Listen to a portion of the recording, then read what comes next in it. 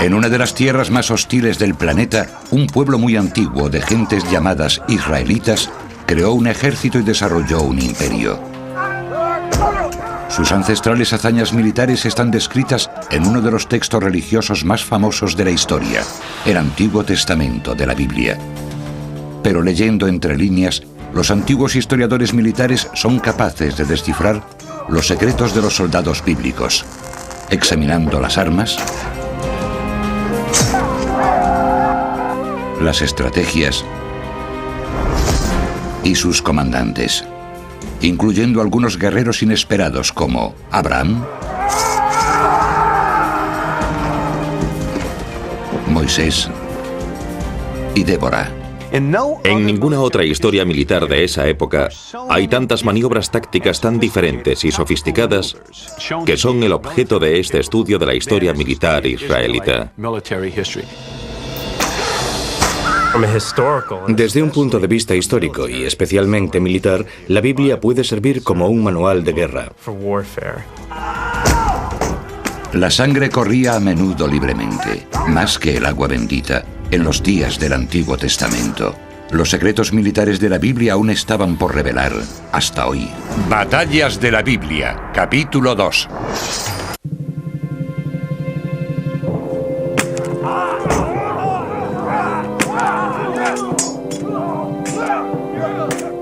Josué y su ejército israelita habían abierto los muros de Jericó. Ahora comenzaría la matanza.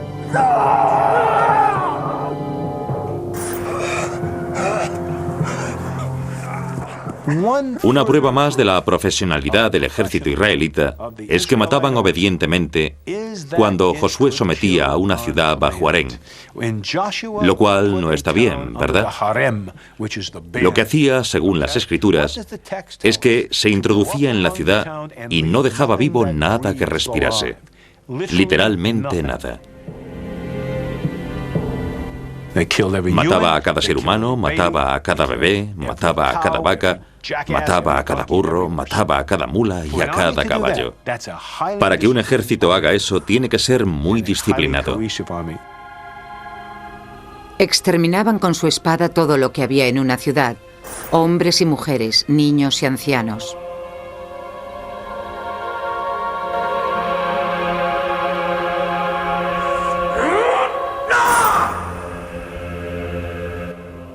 La violencia que se describe en la Biblia se da de hecho en muchos otros textos históricos. El asesinato de niños, el exterminio de poblaciones enteras, la segregación de gente, todo eso ocurría en otras culturas de la época.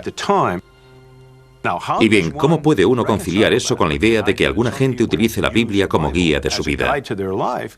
Uno podría admitir que la historia está equivocada, cosa que yo no creo, o que Dios es una criatura salvaje. Con todo, las enseñanzas de la Biblia están realmente llenas de la violencia suficiente como para que surja la pregunta, ¿qué clase de Dios, si es que hay uno, puede permitir eso?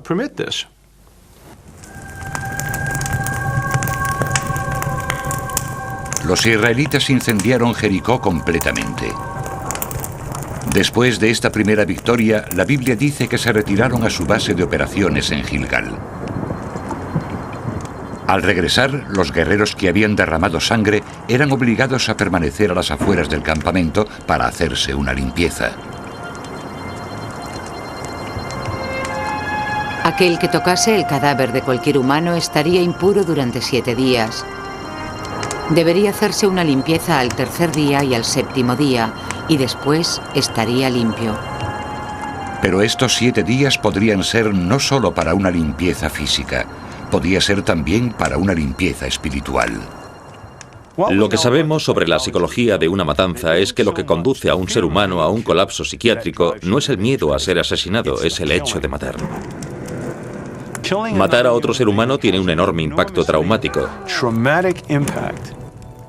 Así que utilizando este análisis podemos concluir acertadamente que los soldados de los antiguos ejércitos tenían en muchas ocasiones colapsos psiquiátricos. Surgían problemas psiquiátricos a cada momento. ¿Por qué? Porque asesinaban y lo hacían de forma muy cercana y personal, y de eso no hay ninguna duda. No era como apretar un gatillo. Ellos sabían que mataban. Es el terrible coste de una guerra. Después de Jericó, los soldados no tuvieron mucho descanso para recuperarse, porque el próximo paso hacia la conquista de Canaán estaba cerca. Josué quería encontrar un paso en las montañas. Cruzando por el medio de Canaán hay una cadena montañosa. A causa de este obstáculo natural, las líneas de avance más fáciles para cualquier fuerza militar eran a través de los valles. Pero las fuerzas de Josué eran principalmente de infantería ligera y no tenían carros. Luchaban sobre todo con espadas en forma de hoz y lanzas, y normalmente llevaban una armadura de cuero. Intentar conquistar Canaán cruzando los valles podría ser desastroso para los israelitas, porque los carros de los cananitas podrían derrotarlos fácilmente. Así que Josué intentó tomar el control de las montañas para atacar la zona desde un terreno elevado. La invasión de Josué empezó en la batalla de Ai. Allí destruyó a un pueblo llamado los Betelitas.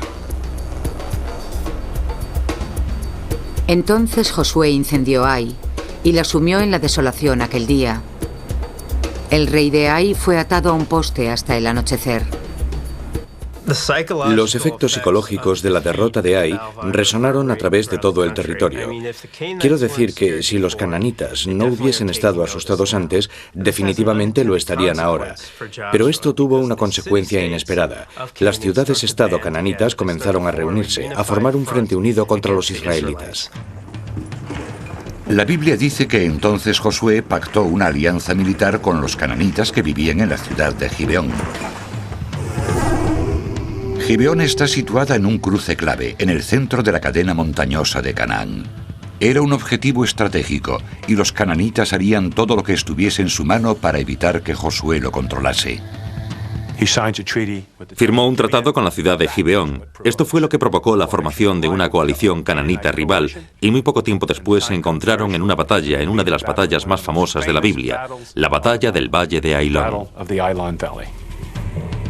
5 reyes del sur de Canaán se unieron y atacaron a los nuevos aliados de Josué en Gibeón. Cuando Josué se enteró del ataque, reunió inmediatamente sus tropas. Trasladó sus tropas desde Gilgal, que está a unos 40 kilómetros de distancia, y las llevó a través de la noche en una difícil escalada de unos 1000 metros hacia el este, por la cordillera montañosa de Jerusalén, para situarse cerca de la ciudad de Gibeón antes de que saliera el sol. Gibeón está en un pequeño alto del valle. Las tropas de coalición cananitas estaban acampadas en el valle. Josué situó su ejército sobre las colinas al este del campamento cananita. Parecía haber escogido esta posición a propósito, porque pronto se le uniría otro aliado, el sol. Josué espera a que salga el sol, obviamente por el este. Brillaba directamente sobre los ojos de los cananitas.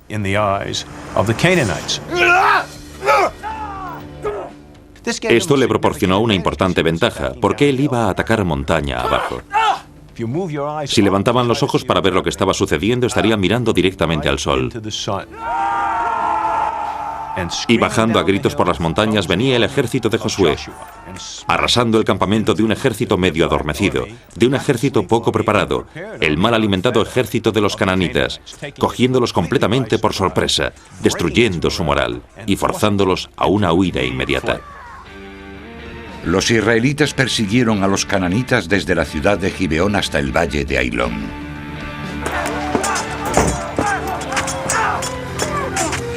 Josué los cogió por sorpresa, marchando toda la noche desde Gilgal. El Señor les infundió el pánico ante Israel. Finalmente, Josué ejecutó a los 5 reyes cananitas.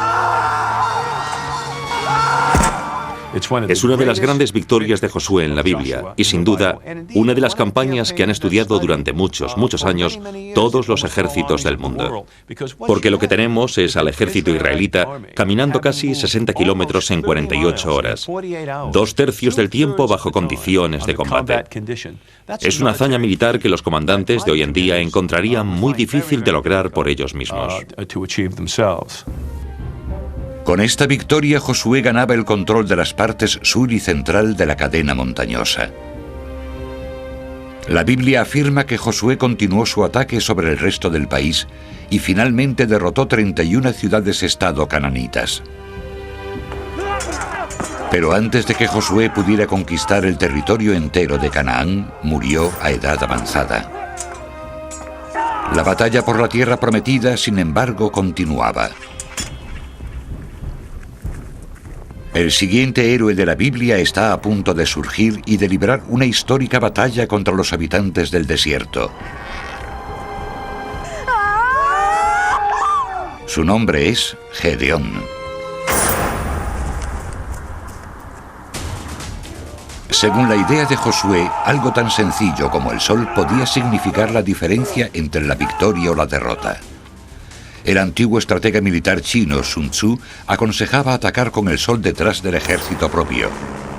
En la Primera Guerra Mundial, los pilotos de combate aliados tenían un dicho para recordar la importancia que el sol podía tener en una batalla: cuidado con el teutón bajo el sol.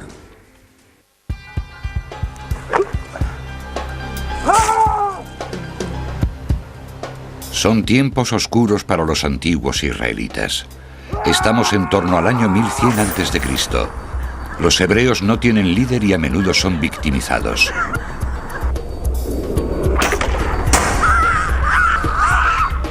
La Biblia llama a este tumultuoso periodo el de los jueces. El período de los jueces se parece al del salvaje oeste. Es un tiempo sin ley, donde las disputas locales son libradas por héroes locales. Los israelitas viven realmente al capricho de otras gentes. No han logrado librarse de los cananitas. Los cananitas todavía están ahí, al igual que otros invasores extranjeros. Del exterior del desierto de Arabia llegó una tribu de fieros guerreros nómadas llamados los madionitas. La Biblia dice que durante 7 años causaron estragos entre los israelitas. Como respuesta al trato madionita, un comandante militar o juez surge para salvar a los israelitas. Su nombre es Gedeón.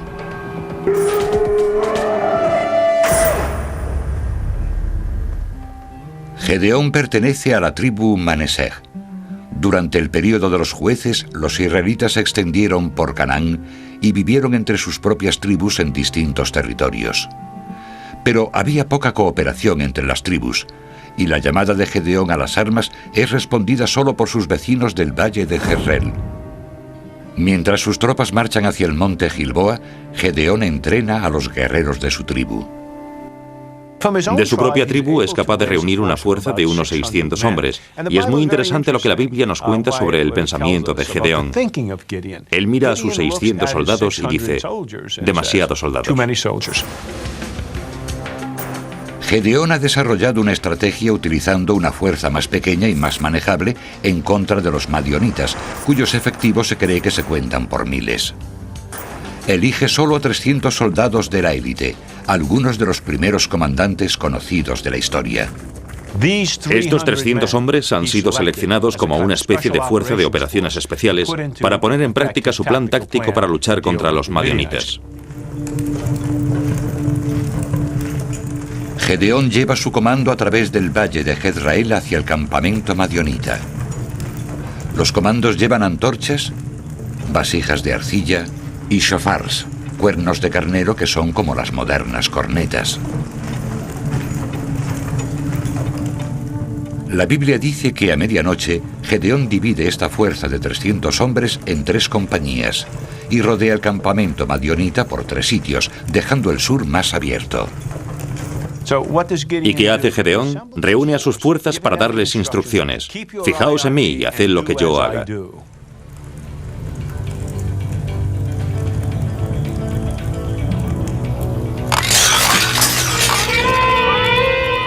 Y las 3 columnas soplaron sus cuernos y rompieron sus vasijas. Gritaron: una espada para el Señor y para Gedeón.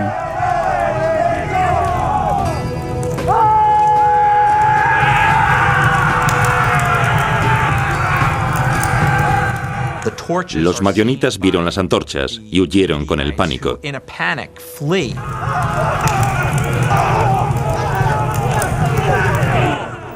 No estaban seguros de cuántos se acercaban, ni quiénes se acercaban, ni de dónde surgían aquellas luces. Estaban cegados y comenzaron a dispararse a sí mismos.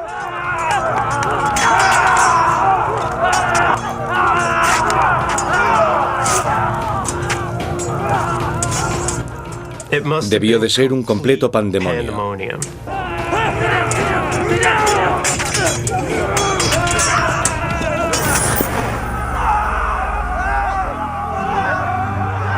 Gedeón y sus soldados atacaron al enemigo, pero principalmente condujeron a los madionitas al fondo del valle de Jezreel, hacia el río Jordán. Aquí fue donde brilló la táctica de Gedeón. El ataque nocturno parecía funcionar. Esperando emboscados a los madionitas estaba el resto de los soldados de la milicia tribal que respondieron a la original llamada de Gedeón a las armas. 3.000 soldados tribales israelitas se extendieron por el límite oeste del monte Gilboa, atacaron a las fuerzas madionitas por el flanco y los aniquilaron.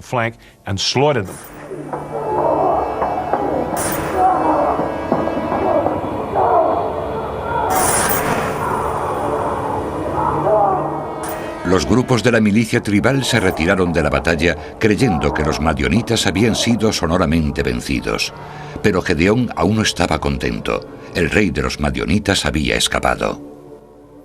Lo que sucedió fue que los comandantes de la milicia cogieron a sus soldados y regresaron a casa. Gedeón cogió a su fuerza de 300 operativos especiales, cruzó el Jordán y, según nos cuenta la Biblia, Gedeón y sus hombres comenzaron la búsqueda.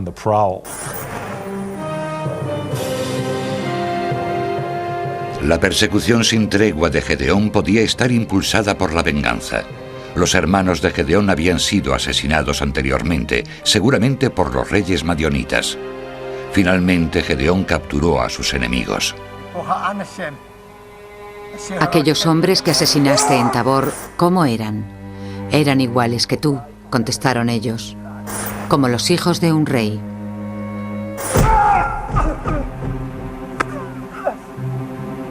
Eran mis hermanos, dijo él, los hijos de mi madre. Como que existe Dios que si los hubieses perdonado, yo no te mataría. Lo que había sucedido era que los madionitas habían capturado a algunos de los hombres de Gedeón, al parecer sus hermanos, y los habían matado. Si esto es lo que nos cuentan las escrituras, entonces, al igual que Michael Corleone en El Padrino, era algo más que un asunto de negocios. Era algo personal. Se trataba de una típica enemistad ancestral, de sangre entre cananitas, israelitas y árabes. Los reyes de los madionitas habían matado a sus hermanos. Gedeón demandaba venganza.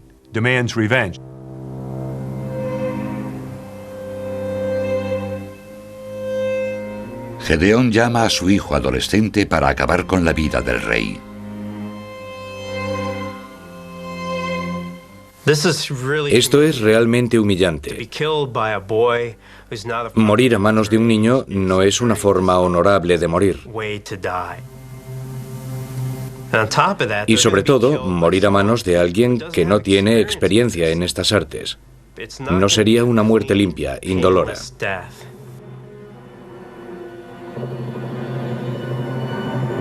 Pero el muchacho no lanzó su espada, porque era tímido, porque aún era un niño.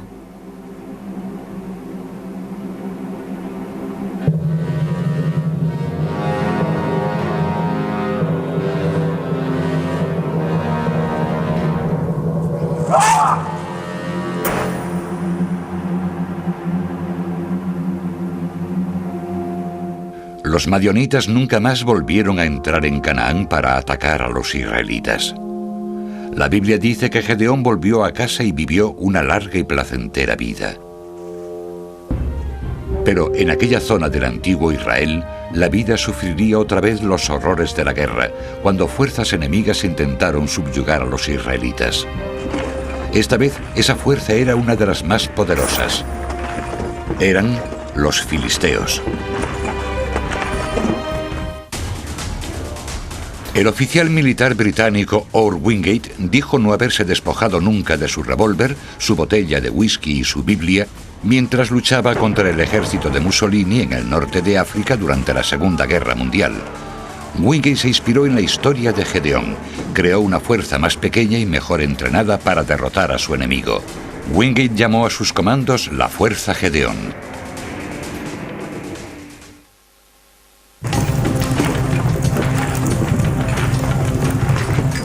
Les llamaban los filisteos.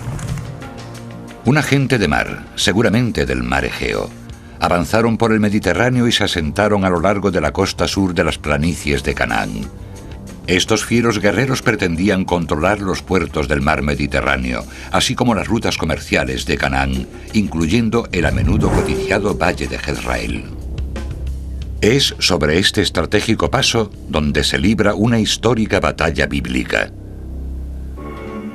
Esta vez el salvador israelita es un héroe inusual.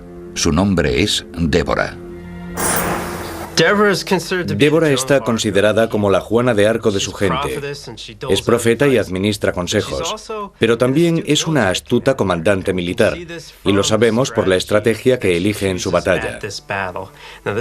Esta batalla tendrá un poco de todo. Tendrá agentes dobles, tendrá asesinatos y también tendrá un uso brillante del terreno para sus propósitos militares. La Biblia dice que esta histórica batalla fue desencadenada por el rey cananita y el comandante de su ejército, Sísara, que había estado aterrorizando a los israelitas locales. Algunos estudiosos creen que, de hecho, Sísara era filisteo. Enfrentada a unas combinadas fuerzas de potencial amenaza, de cananitas y filisteos, Débora toma la decisión crítica de ir a la guerra. Y como era habitual durante el tiempo de los jueces, la mayoría de las tribus demuestran ser poco fiables. Solo se les unen 4 tribus, logrando una fuerza de entre 6.000 y 8.000 hombres. Ella es la estratega principal, pero su comandante táctico, su general de campo, es Barak. La Biblia dice que ordena a Barak dirigir a los israelitas a la cumbre del monte Tabor, que está situado en la cara norte del valle de Jezreel. La elección del monte Tabor es brillante. Es brillante porque está muy alto y desde esa posición Barak puede ver a cualquier ejército aproximándose desde cualquier dirección. En segundo lugar, es muy escarpado, lo que significa que el ejército cananita o el ejército filisteo, que básicamente utilizan carros como su fuerza de combate, serán incapaces de escalarlo o maniobrar. El cuerpo de carros de los filisteos es uno de los más mortíferos de Oriente Medio. Tanto los que los guían como los arqueros llevan costosas armaduras de escamas de bronce. Las escamas están superpuestas como las de un pez y tienen unos 2 milímetros de grosor. Eran muy efectivas, podían parar las flechas, por ejemplo, podían parar una espada.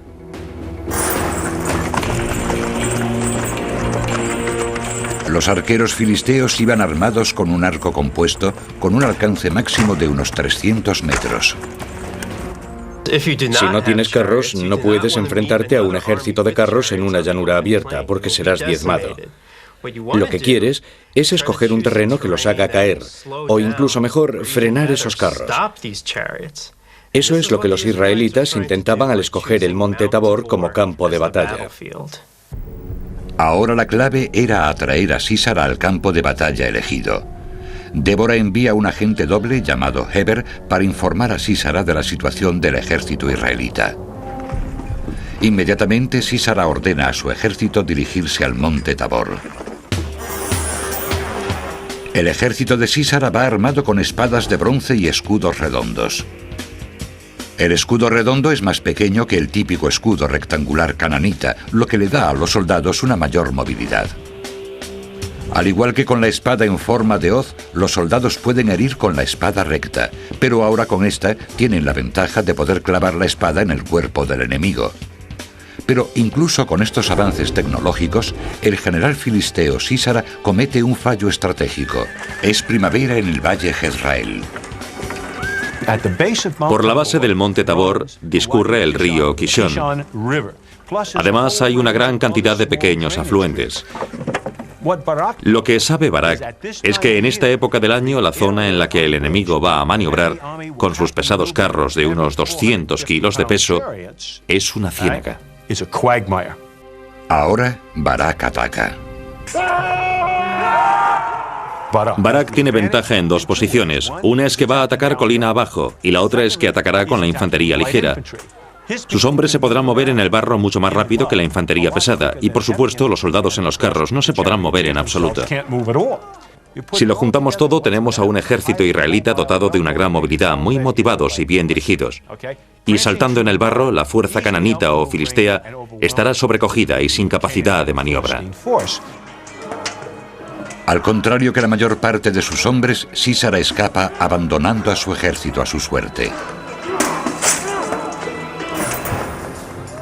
Lejos del barro, encuentra refugio con una mujer llamada Jael.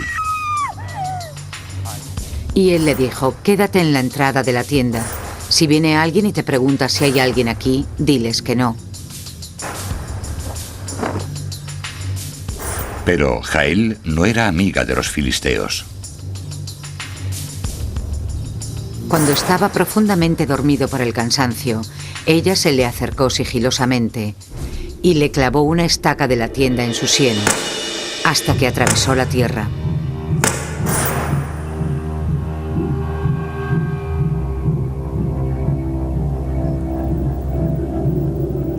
Jael es la esposa de Heber, el agente doble que ayudó a atraer a Sísara al monte Tabor. La brillantez militar de Débora y Barak se vio realmente aquel día. Quiero decir que lo hicieron todo bien. Utilizaron la inteligencia militar, utilizaron a los espías adecuados, eligieron el terreno correcto y fue una gran victoria. Pero podían no estar pensando en términos de una gran victoria global. Si lo miramos desde el contexto estratégico más amplio de la situación entre israelitas y filisteos, la victoria de Débora en el río Kishón fue una catástrofe estratégica. Intentemos ver la victoria de Débora desde la perspectiva de un oficial de inteligencia filisteo. Ellos ven por primera vez en 100 años, por primera vez desde Josué, que tienen una zona de control contigua bajo la influencia de tribus israelitas que se extiende a través de todo el valle de Jezreel, casi hasta la costa. Controlar esta zona equivalía a un enorme cambio de planes en la estrategia contra los filisteos. Es un cambio que no podría mantenerse mucho tiempo. Y el ejército filisteo actúa muy rápidamente para cambiarlos. Durante la Segunda Guerra Mundial, en el norte de África, el general británico Montgomery vence a las divisiones acorazadas alemanas como Débora venció a las fuerzas de carros de Sísara. Procurando que mapas falsos cayesen en manos del enemigo, Montgomery conduce a los tanques alemanes a un terreno inhóspito. Incapaces de maniobrar, las divisiones acorazadas son arrasadas.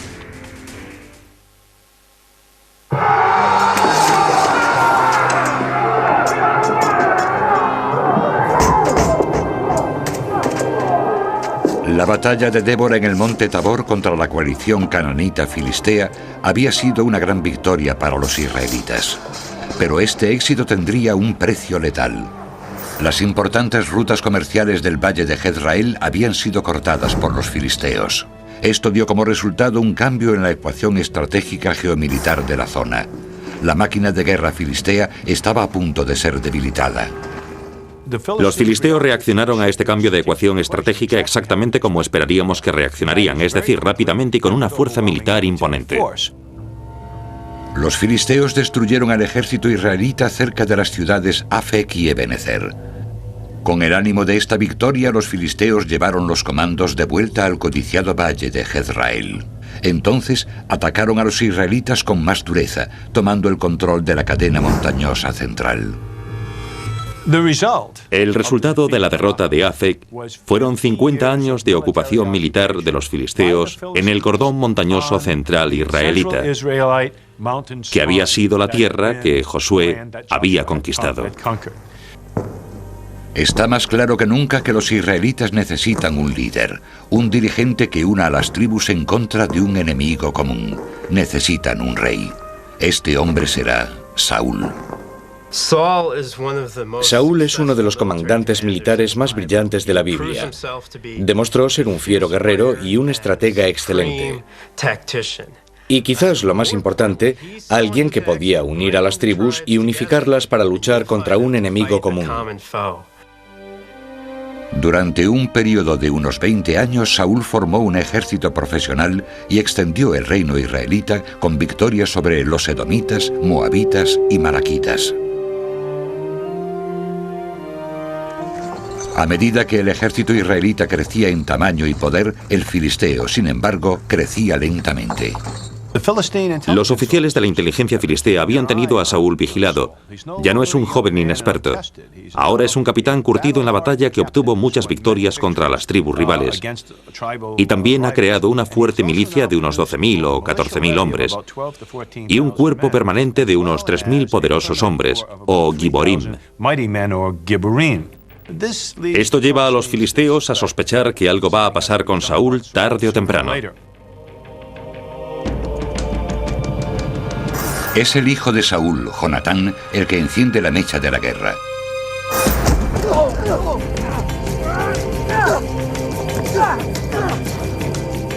Aunque la Biblia no nos habla del motivo, Jonatán ataca a un oficial filisteo.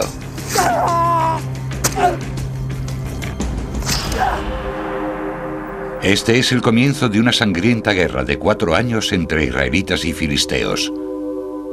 Como respuesta a este asesinato, los filisteos dirigen rápidamente una fuerza hacia la ciudad de Michmash. Los ejércitos se enfrentan en el exterior de una cañada conocida como el Paso de Michmash. Según la Biblia, el ejército israelita está dividido en 2 unidades. Jonatán dirige una tropa de unos 1.000 hombres desde uno de los extremos de la cañada. Saúl dirige a una fuerza de 3.000 desde la cumbre. Acampado en el otro extremo de la cañada está el ejército filisteo. Aparentemente, estos ejércitos se enfrentaron el uno al otro durante varios días. Finalmente, una pequeña fuerza filistea, no sabemos exactamente su tamaño, intenta abrirse camino a través de la cañada para alcanzar la cima del paso Michmash. Es durante el avance filisteo cuando Jonatán decide tomar las riendas de la situación. La Biblia dice que Jonatán y sus porteadores de armas descubrieron un paso secreto a través de la cañada. Entonces se acercaron a la retaguardia del ejército filisteo y atacaron.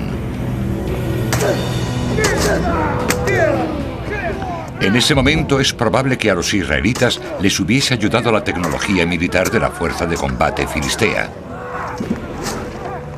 Mientras la lanza todavía se utilizaba mucho, Jonatán y su porteador de espadas podían luchar con la espada recta en lugar de la espada de hoz.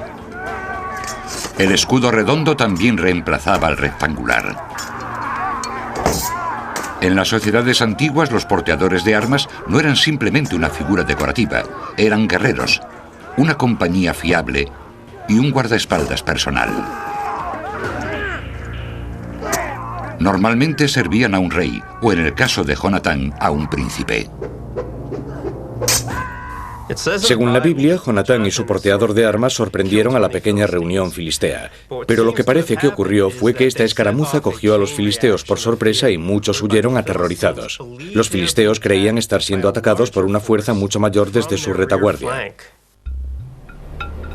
En ese momento, Saúl lanza sus fuerzas en la cañada y ataca a los filisteos. Pero ahora, si podemos hacernos una idea, 2 grupos de cierta cantidad de hombres, quizás unos 6.000 en total, más o menos unos 3.000 en cada bando, están acorralados en un espacio de combate muy reducido. Es una lucha cuerpo a cuerpo todo el tiempo. La ventaja, por supuesto, está del lado de Saúl y los israelitas. ¿Por qué? Porque son infantería ligera. La infantería ligera confía en su velocidad y movilidad. Los filisteos son infantería pesada. Sus lanceros pueden intentar formar en falange, en densos escuadrones interconectados de varias filas de soldados. Pero en este terreno, la falange no funciona.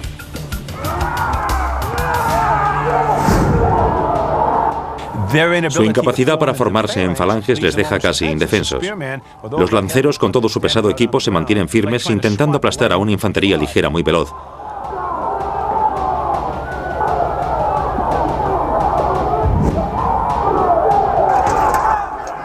Así que al final del día lo que sucedió fue que los filisteos infligieron sobre Saúl una insignificante oposición.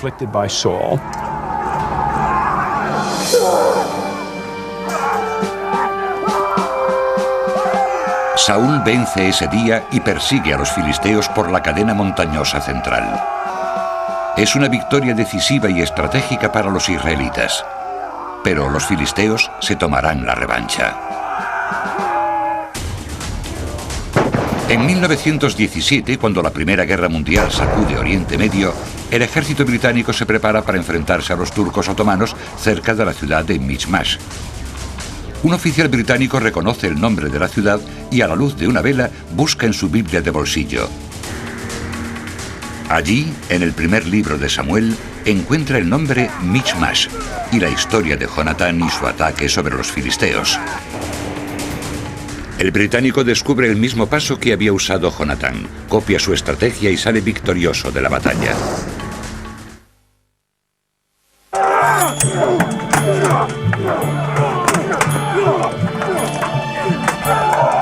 En el año 1010 a.C., el ejército israelita obtiene una gran victoria derrotando a los filisteos en el paso de Michmash. El rey israelita, Saúl, es recordado como un héroe. Su popularidad crece cuando es capaz de recuperar el control de la cadena montañosa central de Canaán. Es un gran momento para Saúl. Ha echado a los filisteos de la cadena montañosa, ha interceptado la importante ruta comercial del valle de Jezreel y está avanzando en la creación de una monarquía unida. Pero no puede alejar a los filisteos por mucho tiempo. Regresarán para vengarse. Desde la derrota del paso Michmash, los filisteos han intentado numerosos ataques frontales a través de los valles, intentando en vano recuperar la cadena montañosa central. Finalmente deciden flanquear a los israelitas y atacar desde el monte Gilboa en el valle Jezreel. La fuerza filistea acampa en la base del monte Moré. Saúl y los israelitas están acampados en lo alto del monte Gilboa oteando Jezreel. Saúl parece tener ventaja porque controla el terreno elevado, y el terreno es lo bastante abrupto como para prevenir un ataque de los carros.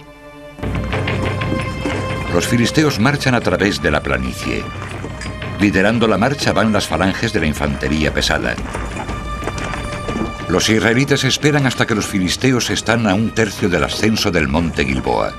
Entonces se encuentran.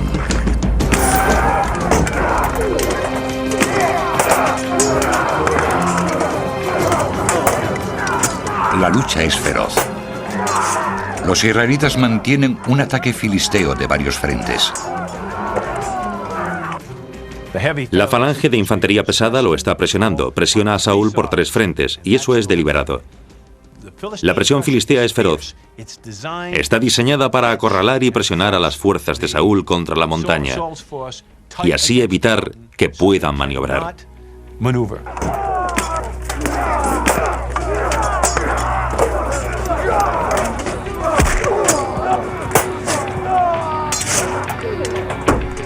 Cuando parece que el ejército de Saúl podrá resistir la invasión filistea, sobreviene la tragedia.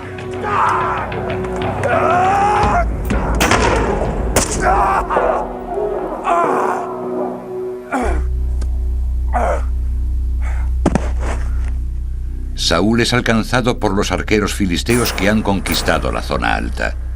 Una posibilidad de cómo pudo haber ocurrido esto es que mientras la infantería peleaba duramente, una columna de carros abrió un amplio flanco durante una maniobra a través de la aldea de Gina. Aquí el monte Gilboa no es tan escarpado. Es un lugar casi perfecto para los carros, y allí estaban situados encima de Saúl, no solo cortándole la retirada, sino cargando sobre él. Los filisteos atacaron Israel, y los hombres de Israel huyeron ante los filisteos. Muchos cayeron en el monte Gilboa. La batalla rodeaba a Saúl, y algunos de los arqueros le alcanzaron y fue gravemente herido. Los filisteos persiguieron a Saúl y a sus hijos, y alcanzaron a Jonatán.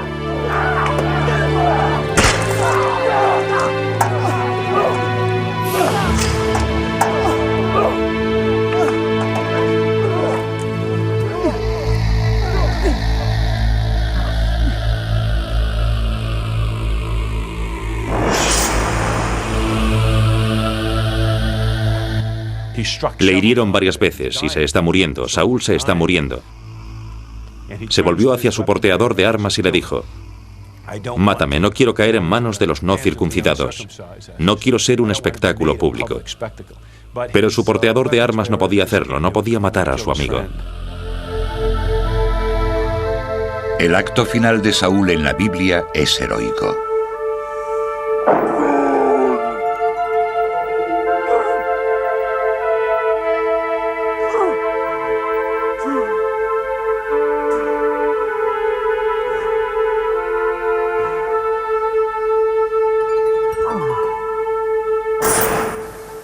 La derrota en Gilboa es una enorme y estratégica derrota para los israelitas. Los filisteos han recuperado las rutas comerciales del valle de Jezreel.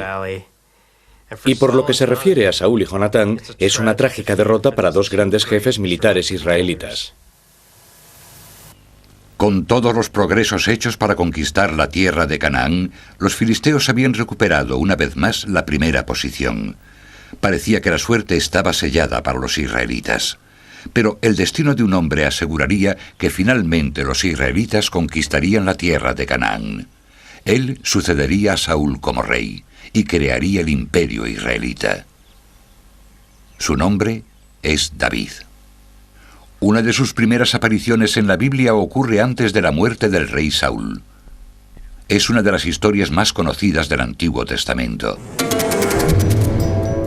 Según la Biblia, los israelitas y los filisteos se enfrentaron cara a cara cerca del valle de Te-Rubbín. Los comandantes deciden comenzar el día lanzando el mayor ataque de sus ejércitos uno contra el otro. Ahora nos suena muy raro, pero una idea frecuente que tenían era que los dioses eran quienes decidían las batallas. Así que resultaría del modo en que los dioses decidieran. El campeón filisteo es un gigante llamado Goliat.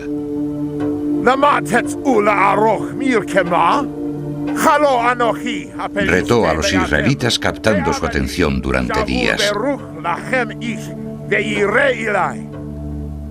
Finalmente, David acepta el reto.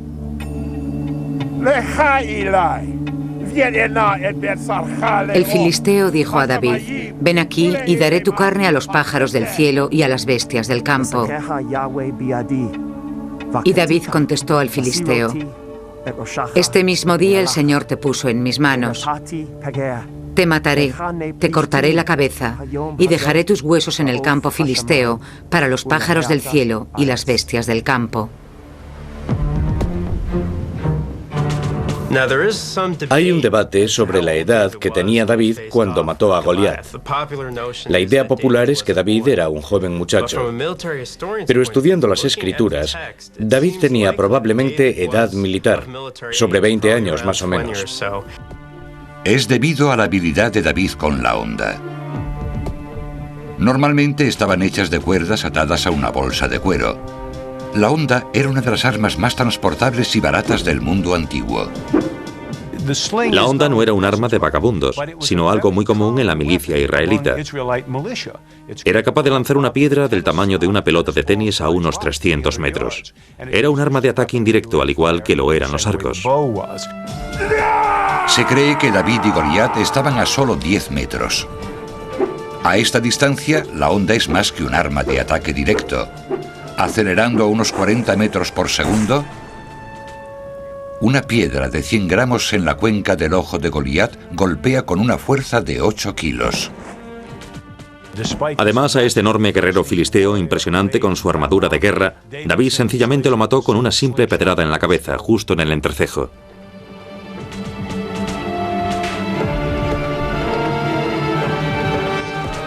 David se acerca a Goliat, coge su arma, su espada de hoz, y le corta la cabeza al gigante.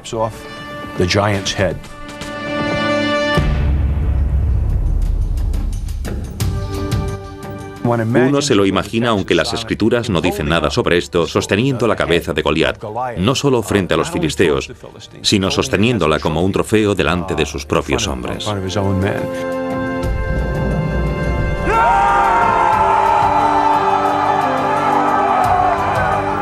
Este hecho atribuido a David se convirtió en leyenda y lo encumbró a la grandeza. En pocos años se convirtió en rey. Venció a los filisteos y tomó el control de la cadena montañosa central del país. Finalmente cumplió la promesa que supuestamente le hizo Dios a los israelitas de conquistar la tierra de Canaán. David continuó los pasos de los grandes comandantes israelitas que eran expertos en desarrollar estrategias, como un cuerpo de operaciones especiales, comandos de incursiones nocturnas que están descritas en lo que algunos creen que es solo un texto religioso. Pero para otros, la Biblia puede ser utilizada como una guía de estrategia militar. En una revisión de las batallas de la Biblia tal y como están descritas en el Antiguo Testamento, lo que tenemos es una saga militar y política de un pueblo que desde su nacimiento hasta su supremacía permanece en la historia como un pueblo intocable, con sus propias instituciones, su propia religión y sus propios ejércitos. Es el viaje fantástico de un pueblo que abandona Egipto hasta crear no solo la tierra prometida que les fue dada por Yahvé, sino también un imperio que nadie les dio, pero que fue conquistado con la fuerza de las armas.